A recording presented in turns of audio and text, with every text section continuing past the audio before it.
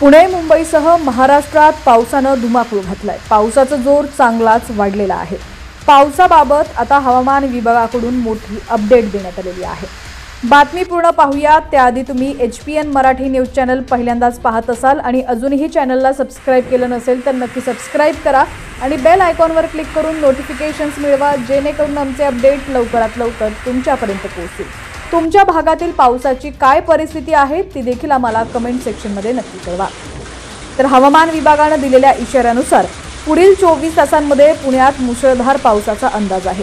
पुणे जिल्ह्याला पावसाचा orange alert जारी करण्यात आला असून भोर, वेल्हा, मावळ, मुळशी, हवेली या तालुक्यांमध्ये जोरदार पावसाची शक्यता आहे। कोकणात आज मुसळधार पावसाची शक्यता आहे। कोकणातील अनेक जिल्ह्यांमध्ये हवामान विभागाकडून अतिवृष्टीचा इशारा देण्यात आला आहे। कोकणातील रायगड आणि रत्नागिरी या 2 जिल्ह्यांना पावसाचा रेड अलर्ट जारी करण्यात आलेला आहे। मुंबईबाबत बोलायचं झाल्यास मुंबई आणि उपनगरात पुढील 24 तासांमध्ये मुसळधार ते अतिमुसळधार पावसाचा इशारा देण्यात आला आहे। मुंबईला ऑरेंज अलर्ट देण्यात आलेला आहे। वादळाची देखील शक्यता आहे। हवामान विभागाकडून आज पालघर, ठाणे, सिंधुदुर्ग आणि कोल्हापूर या जिल्ह्यांना ऑरेंज अलर्ट जारी करण्यात आला असून या जिल्ह्यांमध्ये मुसळधार पावसाची शक्यता आहे। विदर्भात देखील आज हवामान विभागाकडून पावसाचा इशारा देण्यात आलाय। विदर्भात मध्यम ते जोरदार पावसाची शक्यता वर्तवली जाते।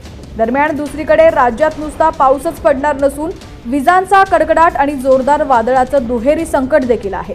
राज्यातील काही भागांमध्ये हवामान विभागाकडून वादळाचा देखील इशारा देण्यात आलेला आहे।